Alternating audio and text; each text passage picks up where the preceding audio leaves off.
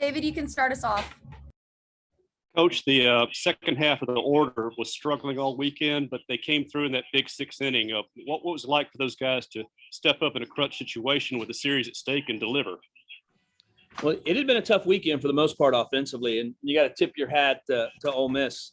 And we ran in some really good arms, and guys were kind of scuffling a little bit.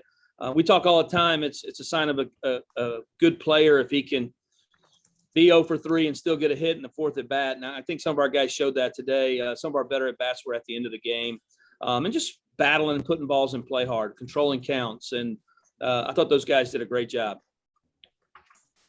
Joel? Chris, whenever you look back at this game, obviously Tanner Allen's triple will be a big highlight that people will look to. But how big was it to get hits in that inning from guys like Josh Hatcher and Scotty DeBrule, guys that, had a rough go of things lately, but to have a big part in that rally? Yeah, it was huge. I mean, those guys are really talented players. It's been a little frustrating, the consistency of play, but I mean, you're talking about guys who've played a lot of college baseball, and it was nice to see them get. I mean, Scotty had 2 big hits at the end of that game, and I thought Josh's at bats were better today. We need those guys. I mean, we need those guys if we're going to go on a run, and it was nice to see them contribute this afternoon. Steve? I have a couple along the lines of Hatcher. That play he made behind the bag there in the 7th, running that ball down and throwing it to Sinnett there at first. I mean, you really gained some defensive play there, but that's a big play that kind of gets buried in the box score. That was a big play. You're right. I mean, there was a lot of little things that happened in that game to get you off the field, and we talked about that a lot. We actually talked about it after the game about getting off the field, and Hatch's play was a huge one, getting those outs.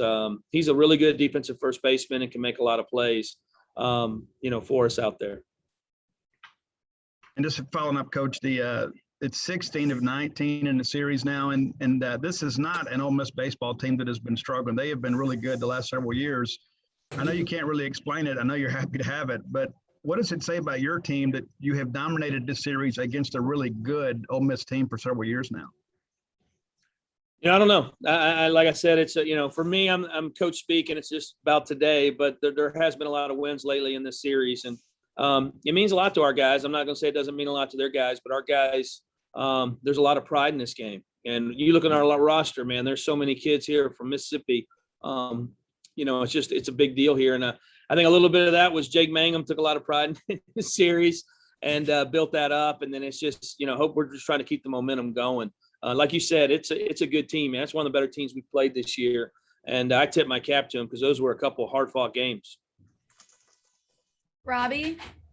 Coach, you mentioned getting off the field with some defensive plays and things like that. I know they hit a couple of home runs and had some, 2-out walks that came back to bite you guys. But, getting out of that inning when the bases loaded with just 1 run surrendered, Houston's the job he did, Parker Sinnett with the bases loaded. How'd you feel like the pitchers got out of some of those innings, didn't let the game really get away from them?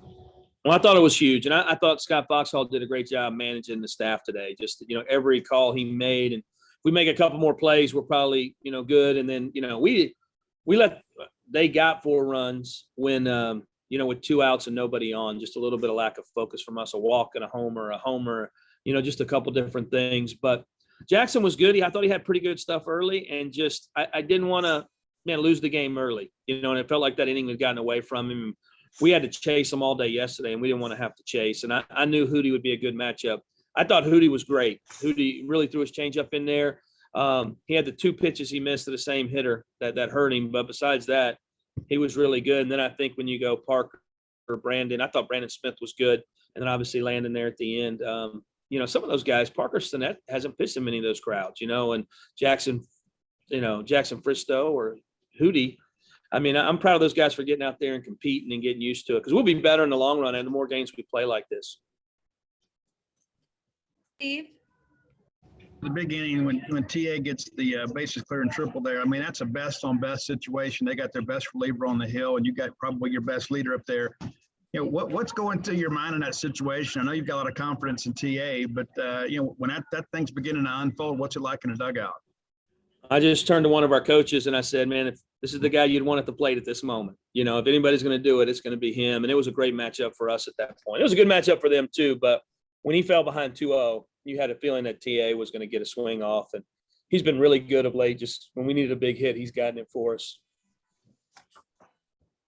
Robbie, You said the other day you were sitting by your pool at this time last year, wishing you were playing this ball game.